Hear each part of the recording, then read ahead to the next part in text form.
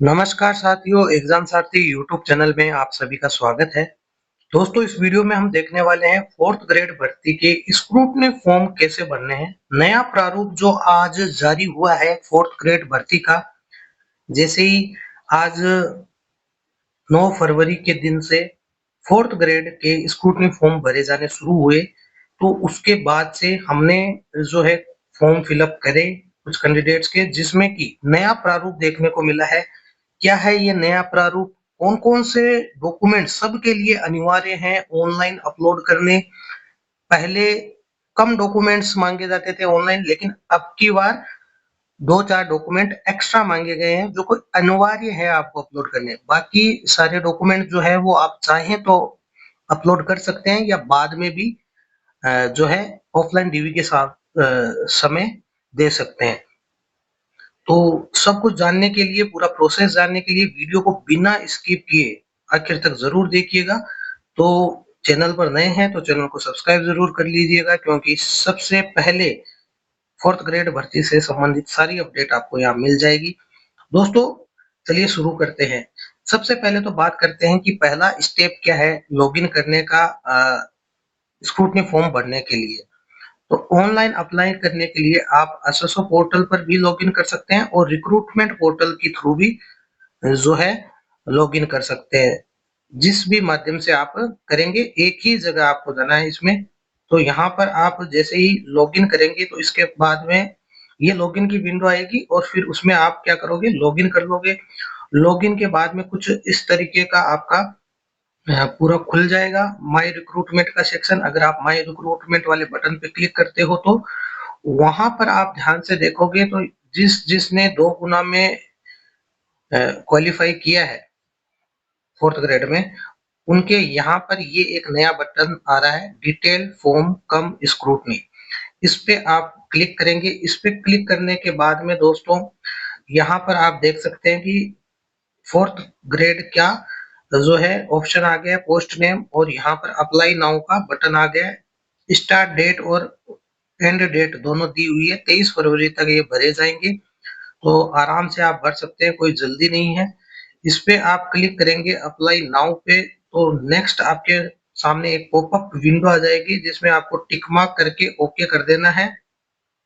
तो नेक्स्ट एक और आपके पास पॉपअप विंडो आ जाएगी, तो इसमें आप टिक मार्क करके आगे नहीं बढ़ सकते। पहले जो ये नीचे लिंक दिया हुआ है दोस्तों, इस लिंक पे क्लिक करना, एक पीडीएफ खुल जाएगी जिसमें सारे इंस्ट्रक्शन दिए हुए हैं कि कौन कौन से डॉक्यूमेंट्स किस किस तरीके से आपको मान्य होंगे कि नहीं होंगे। वो सारी चीजें उसमें पढ़ लेनी है आपको कि आपके पास जो जाति प्रमाण पत्र है वो पुराना है तो उसके साथ एफिडेविट लगाना पड़ेगा, क्या लगाना पड़ेगा, सारी चीजें उसमें दी हुई है।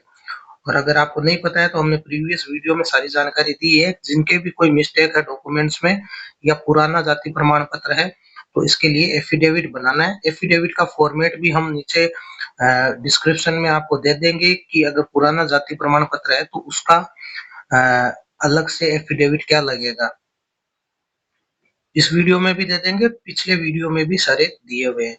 तो ये करने के बाद में दोस्तों क्या होगा, लिंक पे क्लिक करने के बाद आप बॉक्स में क्लिक करेंगे और ओके करेंगे तो नेक्स्ट दोस्तों जो नेक्स्ट विंडो खुलेगी आपके सामने, इस तरह की विंडो खुल जाएगी। ठीक है, इस तरह की विंडो खुलेगी जिसमें टैब दिए हुए हैं, basic detail, qualification details, experience detail, identification and enclosure, applicant checklist, qualification documents, attestation form. Attestation form सबसे आखिर में आपको दिया हुआ है। इस बार प्रेफरेंस का कोई यहाँ पर जो है टैब नहीं दिया गया है, तो प्रेफरेंस आपको अभी इसमें कोई नहीं भरनी है, कुछ भी इसमें नहीं दिया प्रेफरेंस का। तो यहाँ पर दोस्तों कुछ चीजें तो स्वतः ही भरी हुई आएगी जिनमें आपको कुछ नहीं करना है, जैसे रोल नंबर, आवेदन क्रमांक, ये सब ऑटोमेटिक आएगा। ये जो टैब है मेरिट क्रमांक वाली, इस पे क्लिक भी नहीं होगा तो इसमें कुछ नहीं पढ़ना है। विज्ञापन संख्या भरी हुई आएगी। पद कोड संख्या यहाँ पर दोस्तों देखिए अनिवार्य नहीं है, जहां पर स्टार लगा हुआ है ना सिर्फ वही अनिवार्य है, बाकी कोई अनिवार्य नहीं है। तो आप पद कोड वाला जो ये सेक्शन है खाली छोड़ सकते हो। पद का नाम वाला भी इसमें कुछ नहीं भरना है, इसमें आ ही नहीं रहा, आप कर भी नहीं सकते। विभाग का नाम राजस्थान कर्मचारी चयन बोर्ड ऑटोमेटिक आ रहा है। सिर्फ आपको करना क्या है कि जो हिंदी में आपका नाम, पिता का नाम और माता का नाम, ये तीन ही बॉक्सेज है, ये भरने हैं पहले स्टेज में। ठीक है, बाकी सारे ऑटोमेटिक फिलअप आएंगे। यहाँ पर जो आपकी विज्ञप्ति की निर्धारित तिथि तक आयु है, ये भी ऑटोमेटिक फिल आएगी। जो ये डार्क किए हुए हैं, ये सारे ऑटोमेटिक फिल करके आए हुए हैं। ठीक है, और जिन किन्हीं के भी जो चीजें लागू होती है वो पहले से भरी हुई आएगी ओटीआर से। ठीक है, अगर कोई चीज नहीं भरी है ओटीआर में तो उसके लिए व्हाइट बॉक्स आएगा, उसमें आप जो है अपनी चीजें भर सकते हैं। इसके अलावा ये सारी चीजें ऑटो फिल आएगी। फिर आप क्या करेंगे, ये देखिए इसके नेक्स्ट नीचे जाएंगे हम, तो ये सारी चीजें ऑटो फिल आएगी जो आपने ओटीआर में दी थी। ठीक है, कोई भी चीज जो है आपको भरनी नहीं है।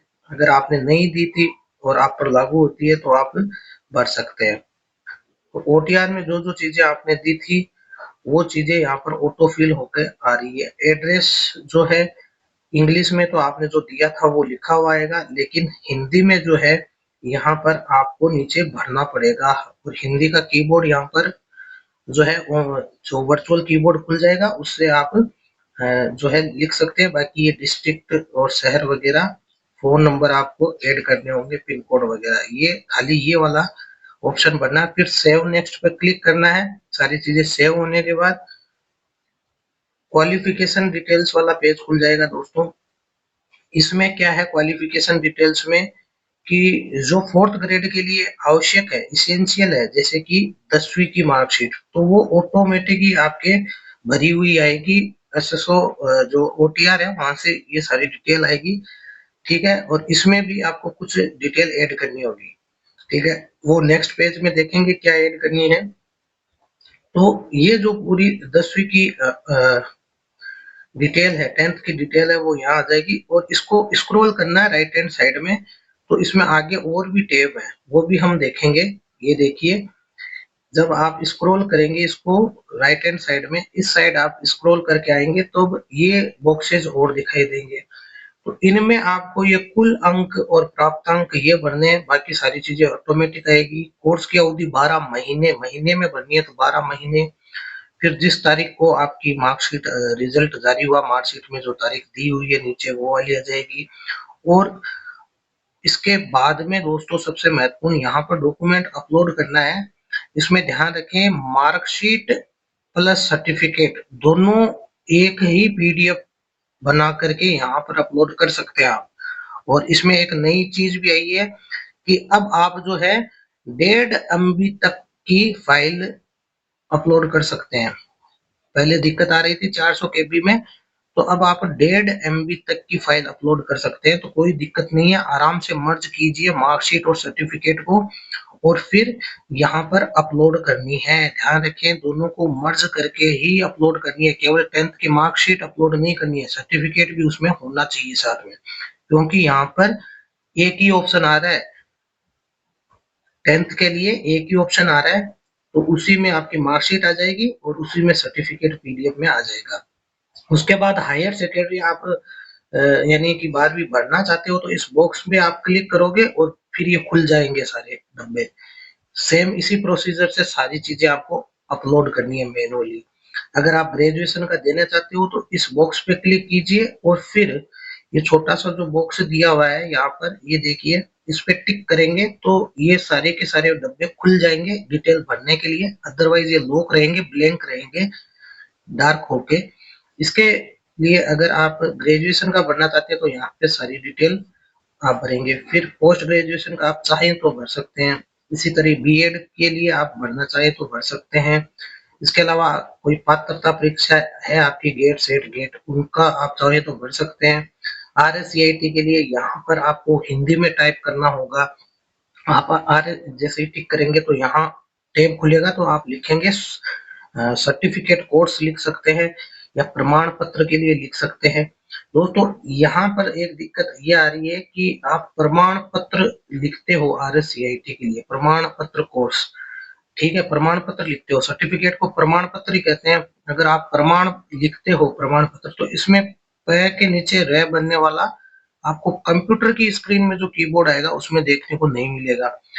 लेकिन अगर आप मोबाइल से भरोगे तब आप प्रे लिखने का उसमें ऑप्शन आएगा, उसमें वो जो कीबोर्ड आएगा मोबाइल में वो प्रे लिखने का पूरा ऑप्शन उसमें आ रहा है, यानी नीचे का जो भी ये री की मात्रा है, रे की मात्रा है, ये लगाने का ऑप्शन मोबाइल में आ रहा है लेकिन कंप्यूटर में नहीं आएगा। अदरवाइज आप इसे सर्टिफाइड हिंदी में ऐसे लिख सकते हो, सर्टिफिकेट कोर्स, या खाली सर्टिफिकेट भी लिख सकते हो, ऐसे लिख सकते हो। प्रमाण लिखना जरूरी नहीं है, प्रमाण पत्र लिखना, सर्टिफिकेट भी लिख सकते हो और फिर RSCIT की जो डिटेल है वो यहाँ आ जाएगी। और कोई आपने कोर्स किया है तो उसकी डिप्लोमा वगैरह उनकी यहाँ पर देख सकते हो। 3-4 एक्स्ट्रा ऑप्शन आपके पास है।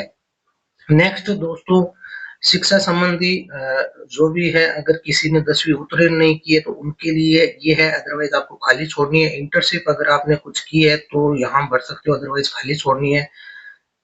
मेडिकल काउंसिल वगैरह में अगर आपका रजिस्ट्रेशन है तो यहाँ भर सकते हैं, अदरवाइज आपको हालात में ये पूरा का पूरा खाली छोड़नी है। इसके बाद में दोस्तों, अगर आपको ब्लैक लिस्ट कभी किया गया बोर्ड के द्वारा भर्ती से तो उसकी डिटेल यहाँ भरनी है, अदरवाइज खाली छोड़नी है।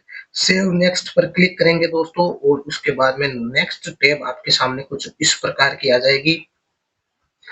तो दोस्तों इस टैब में आपको देख सकते हैं कि ये नेक्स्ट टैब, तो ये उसी की नेक्स्ट टैब है जो हम आपको बता रहे थे कि किस तरीके से जो है आप जो मार्क्स वगैरह हैं वो कैसे भरेंगे। यहाँ पर कुल अंक आ जाएंगे, यहाँ परसेंटेज का आ जाएगा।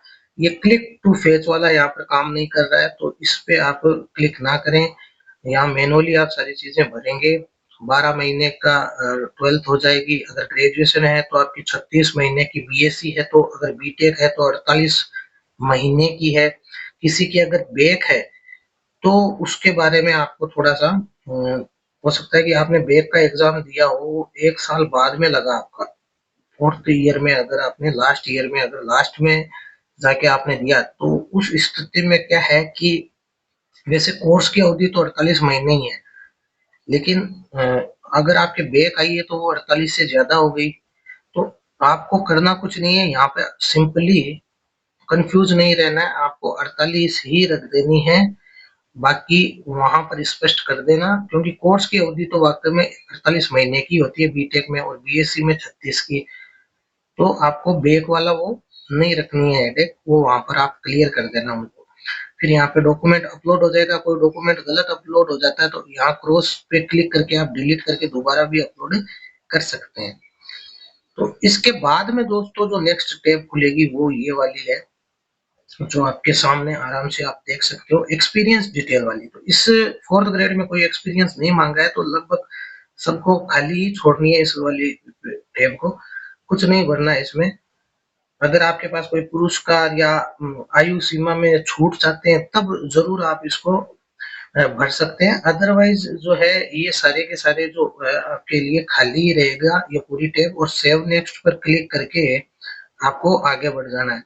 इसके बाद में दोस्तों देखिए नेक्स्ट जो पेज आएगा आपके सामने कुछ इस प्रकार का आएगा, जिसमें आइडेंटिफिकेशन और एनक्लोजर का आएगा। तो नीचे आप देखिए 2 ऑप्शन रहेंगे, एक तो फोटो अपलोड करनी है, एक सिग्नेचर अपलोड करना है। इनकी साइज आप देख लीजिए, 50 KB से 100 KB फोटो होने चाहिए, साइन जो है वो 20 KB से 50 KB होने चाहिए। तो ये अपलोड करने के बाद आप सेव नेक्स्ट पर क्लिक कीजिए और नेक्स्ट पेज पर आ जाएंगे एप्लीकेंट्स चेक लिस्ट पर। ठीक है, नेक्स्ट जो आपके पास ऑप्शन आ जाएगा एप्लीकेंट्स चेक लिस्ट का।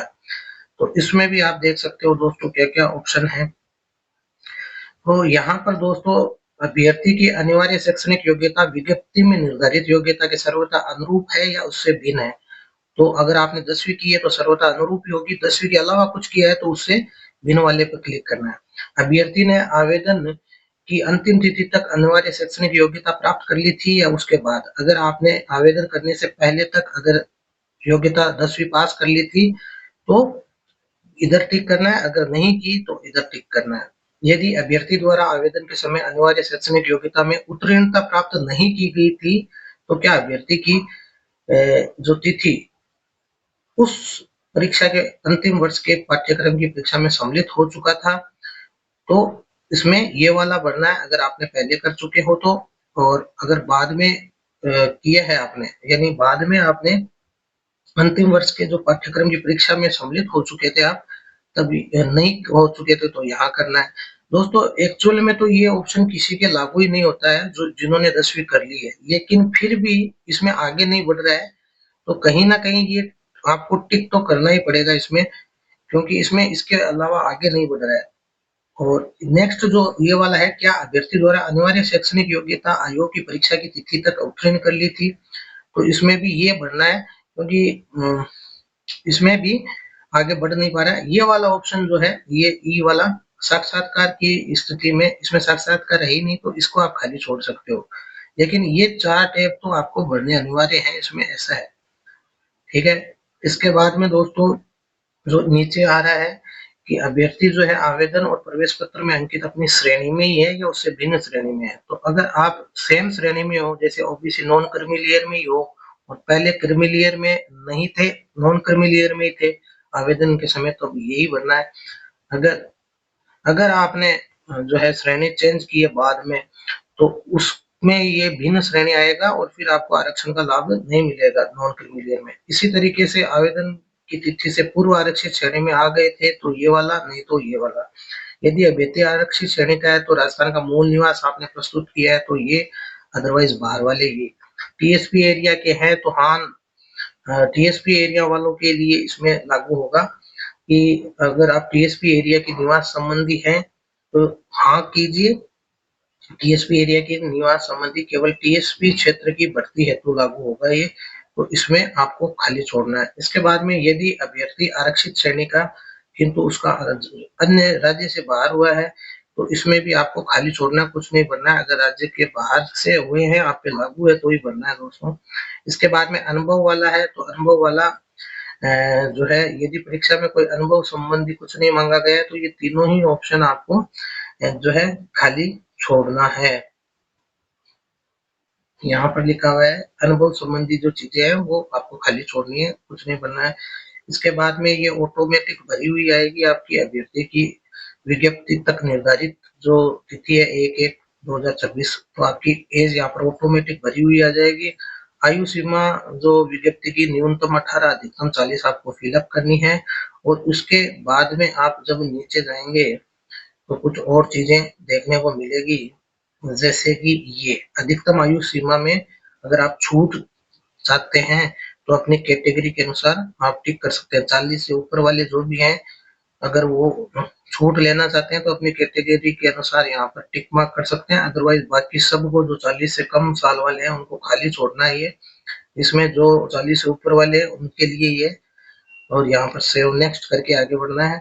उसके बाद में दोस्तों क्वालिफिकेशन डिटेल्स डॉक्यूमेंट्स यहाँ पर पूछे जाएंगे। इतनी दिन तो जो पहले जो पूछा गया था वो क्वालिफिकेशन डिटेल्स थे, अब डॉक्यूमेंट्स पूछे हैं, तो डॉक्यूमेंट्स में सारे डॉक्यूमेंट आ जाएंगे। तो सबसे पहले आपका टेंथ का आ जाएगा, तो यहाँ पर जारी का क्रमांक उसका क्या है और उसकी दिनांक क्या है, संलग्नक संख्या यानी उसमें पेज की संख्या कितनी है वो डाल देनी है, और यहाँ पर डॉक्यूमेंट अपलोड कर देना है। डिलीट करना हो तो यहाँ से कर सकते हैं, दोनों को मर्ज करके मार्कशीट और सर्टिफिकेट को एक ही पीडीएफ में मर्ज करके डालना है दोस्तों। इसी तरीके से 12th, फिर ग्रेजुएशन, पोस्ट ग्रेजुएशन, चरित्र प्रमाण पत्र।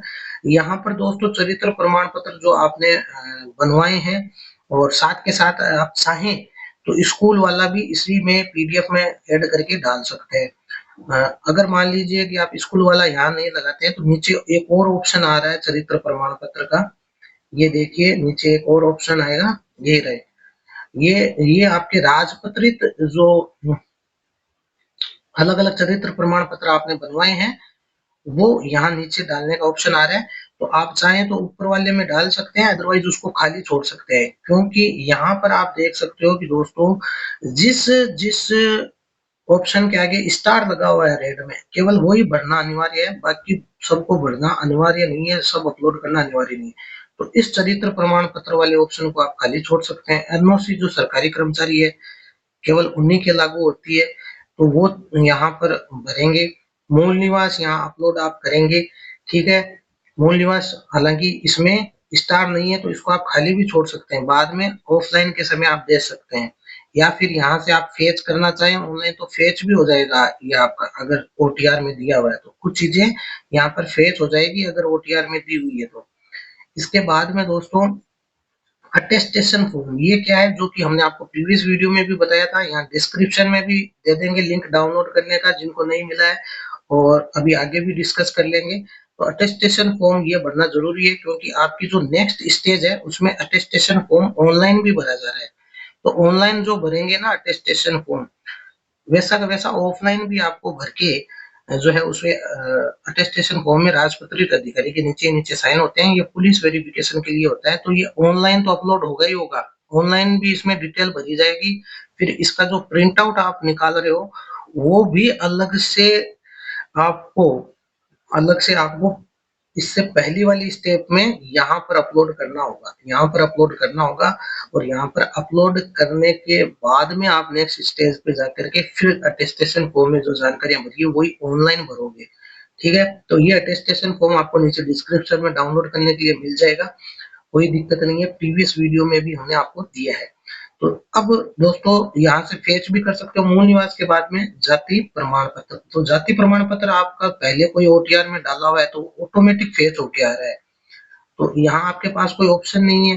तो आप क्या कर सकते हो, इस पुराने वाले के हिसाब से जो भी आपने लगा रखा है इसके आगे आप एक संलग्नक संख्या लगा सकते हो। संलग्नक संख्या किस चीज की लगाओगे, यहाँ पर देखिए ये वाला जो डब्बा है, ये वाला जो डब्बा है ये संलग्नक संख्या का है।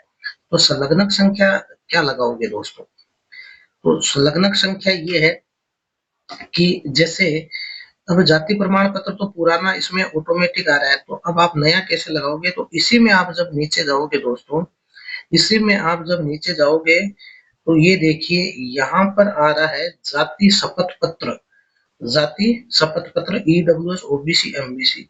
तो आपको एक जाति का शपथ पत्र बनवाना है कि जिनके भी ये पुराना आ रहा है अपलोड होके, या आप नया अपलोड करते हो जो भर्ती के बाद का अंतिम तिथि के बाद का अपलोड करते हो या पहले वाला आ रहा है आपके इसमें, तब आपको यहाँ पर ये जाति शपथ पत्र है, ये शपथ पत्र एक तरीके से एफिडेविट हो गया ना आपका, तो इसको यहाँ पे अपलोड करना है, ये बनवाना है। इसका फॉर्मेट भी नीचे डिस्क्रिप्शन में आपको दिया हुआ है। तो इस फॉर्मेट का आप एक एफिडेविट बनवाना, 50 रुपए का, non judicial EWS OBC MBC वाले, कि हमारी जाति आवेदन की अंतिम तिथि तक भी वही थी, और ये 3 साल पुराने वाला जो है ये पहले से ऑटोमेटिक अपलोड आ रहा है, तो कोई दिक्कत नहीं है, इसको आप डाउनलोड भी कर सकते हो। ऑफलाइन जब आप डीवी करवाने जाओ तब इसकी कॉपी भी आपके काम आएगी, ओरिजिनल पड़ा है तो ओरिजिनल भी लेके जा सकते हो आप। ठीक है, नया बनवाया है तो यहाँ पर आपका अगर ऑप्शन भरा हुआ नहीं आता है तो नया आप अपलोड कर देना आवेदन की तिथि के बाद वाला। तो अब जो है ये जो यहाँ पर आप डालोगे सारी संलग्नक संख्या वगैरह, तो यहाँ पर संलग्नक संख्या क्या आएगी, यहाँ पर जाति प्रमाण पत्र की जो संलग्नक संख्या है वो आपको भरनी है, क्या आएगी, तो आप दोस्तों यहाँ पर देख सकते हो, ये देख सकते हो कि अब इसके अंदर एक पेज का ये जाति प्रमाण पत्र रहेगा, तो इसमें आप 1 कर देना चाहें, ठीक है। बाकी सारे ऑफलाइन डॉक्यूमेंट वेरिफिकेशन के समय सारी चीजें हो जाएंगी, अगर कुछ संलग्नक संख्या में आपने मिस्टेक भी कर दी है तो कोई जरूरी नहीं है। इसके बाद में दोस्तों नेक्स्ट है 2.5 लाख का आय प्रमाण पत्र, जो लगाना चाहते हैं वो लगा सकते हैं, ठीक है, 2.5 लाख तक का जो जिन्होंने छूट ली है। इसके बाद में दोस्तों फीस वगैरह में जो छूट लेते हैं, जो इकोनॉमिकली बैकवर्ड क्लासेस का जो लाभ लेते हैं फीस वगैरह में, उनके लिए है। डिप्लोमा धारक प्रमाण पत्र यहाँ आ जाएगा। स्पोर्ट्स पर्सन हस्तलिखित वाला आप देखिए ये अनिवार्य है, स्टार लगा हुआ है, तो ये आपको फॉर्मेट नीचे डिस्क्रिप्शन में मिल जाएगा, बोर्ड ने जो प्रारूप जारी किए हैं उसी में भी है। तो ये हस्तलिखित वाला आपको डाउनलोड करके ये बनवाना अनिवार्य है, ये अपलोड करना अनिवार्य है। शपथ पत्र का भी आपको नीचे बता देंगे, प्रारूप दिया हुआ है, वो उसी प्रारूप में आपको शपथ पत्र बना करके यहाँ अपलोड करना है। नोटरी से बनेगा ये शपथ पत्र नोटरी से बनेगा, हस्तलिखित सामान्य कागज पर बनेगा। अटेस्टेशन फॉर्म आपको बता ही दिया, राजपत्रित द्वारा अधिकारी द्वारा वो नीचे साइन होंगे उसमें।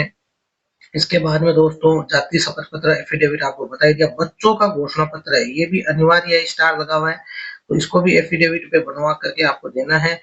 ठीक है, नहीं, ये एफिडेविट में जो भी उसमें दिया हुआ है फॉर्मेट, उस फॉर्मेट में आपको बनाना है, जो आगे बता देंगे दोस्तों।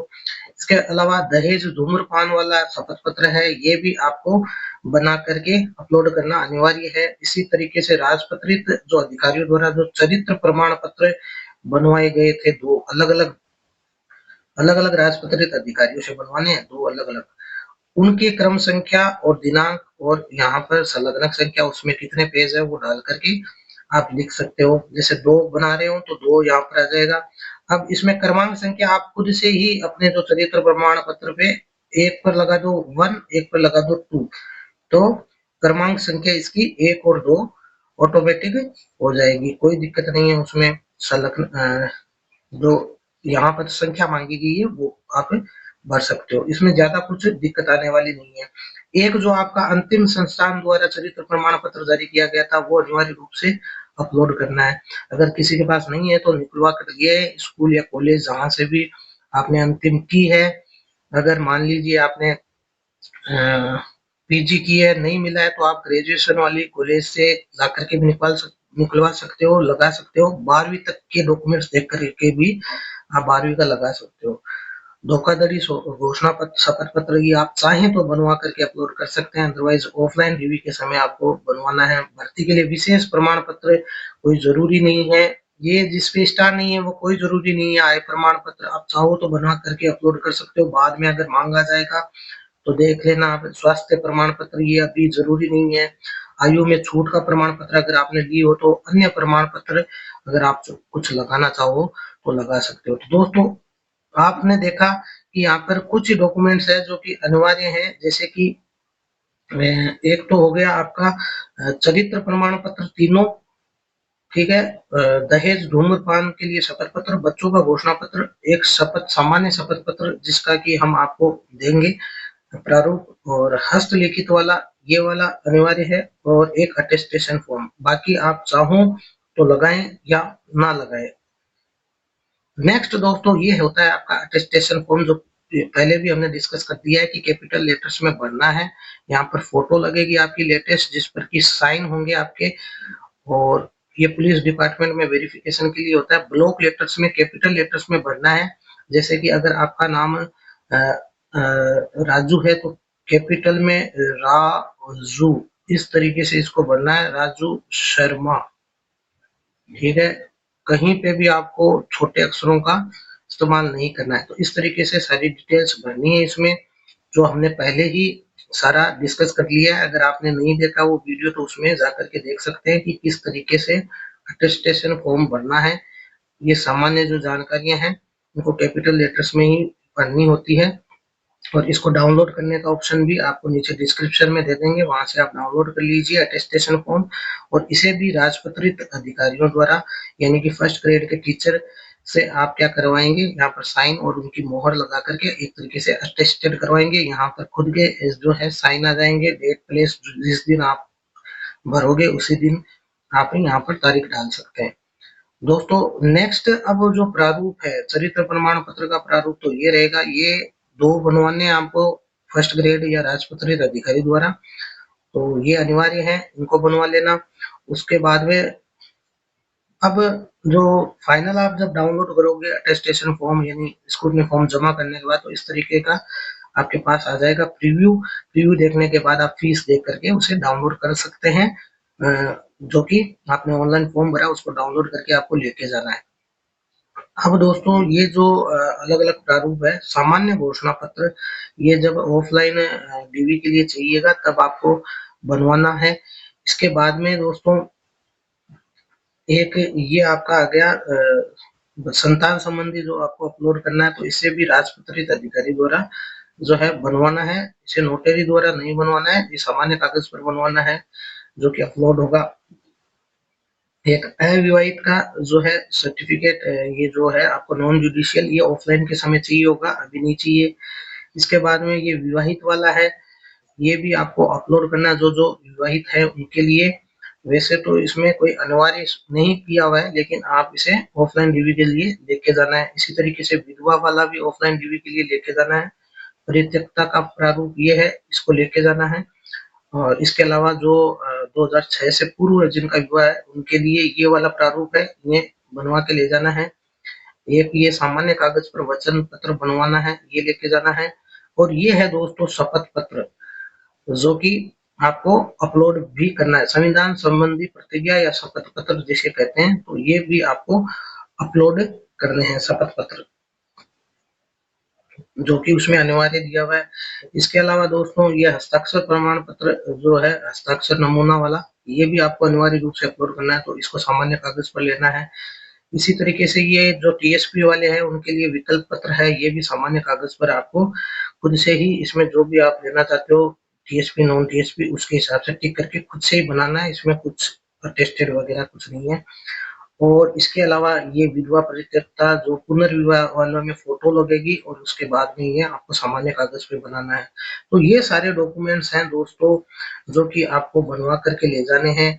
और जो अपलोड करने हैं वो आपको बता ही दिए कौन कौन से अनिवार्य रूप से अपलोड करने हैं। बाकी आप चाहो तो ऐच्छिक है, आप चाहो तो अपलोड कर लेना, लेकिन जब ऑफलाइन डीवी होगा, ऑफलाइन डीवी के समय आपको सारे डॉक्यूमेंट्स ही बनवाने हैं, सारे ही बनवा करके ले जाने हैं जो लिस्ट में दिए हुए हैं। ठीक है, जो जो आप पे लागू होते हैं वो। ठीक है, तो ऑफलाइन जब ले जाओगे तो आपको मूल डॉक्यूमेंट तो सारे ले जाने हैं, प्लस उनकी दो दो फोटोकॉपी ले जानी है। दो प्रति का मतलब दो दो फोटोकॉपी। और ये जो दो फोटोकॉपी होगी, इन सब पे आपका सेल्फ अटेस्टेड होगा, यानी आपके साइन होंगे। सेल्फ अटेस्टेड करके ले जाना है। जो भी डॉक्यूमेंट ले जाओ आप, चाहे आधार कार्ड ले जाओ या फिर आपके चरित्र प्रमाण पत्र, 10वीं 12वीं ग्रेजुएशन, जो भी सर्टिफिकेट आप लेके जाओ, उनकी दो फोटोकॉपी लेके उनको सेल्फ अटेस्टेड करना है। ठीक है, और अटेस्टेशन फॉर्म जो आपने भरा है वो ऑनलाइन तो भरोगे ही भरोगे। यहाँ पर जैसे लास्ट स्टेप दी हुई थी, ये वाला जो अटेस्टेशन फॉर्म है, इसकी भी दो प्रतियां आपको निकालनी है। दो प्रतियां निकाल के उन प्रतियों पर सेल्फ साइन अलग से कर देने हैं, और जो मूल है उसको भी लेके जाना है। और स्कैन करके यहाँ पे तो अपलोड करना ही करना है। ये देखिए यहाँ पर अटेस्टेड फॉर्म के लिए आपको पूछा गया है, ये जो अटेस्टेशन फॉर्म है ये रहा, 9 नंबर पे आप देख सकते हो अटेस्टेशन फॉर्म। यहाँ पर ये वाला फॉर्म ही अपलोड होगा स्कैन करके। और फिर जो नेक्स्ट टैब आएगी, उसमें जो जानकारी आपने ऑफलाइन वाले अटेस्टेशन फॉर्म में भरी है, वही जानकारी यहाँ भरनी है। ठीक है, तो ये सारी चीजें होंगी दोस्तों। अगर वीडियो पसंद आया हो तो इसे लाइक करें, शेयर करें, और ज्यादा से ज्यादा लोगों तक पहुंचाएं। कोई भी डाउट हो तो नीचे कमेंट सेक्शन में जरूर पूछ लीजिए। और सारे डॉक्यूमेंट्स की पीडीएफ नीचे डिस्क्रिप्शन में मिल जाएगी, जहां से आप डाउनलोड कर सकते हैं। धन्यवाद।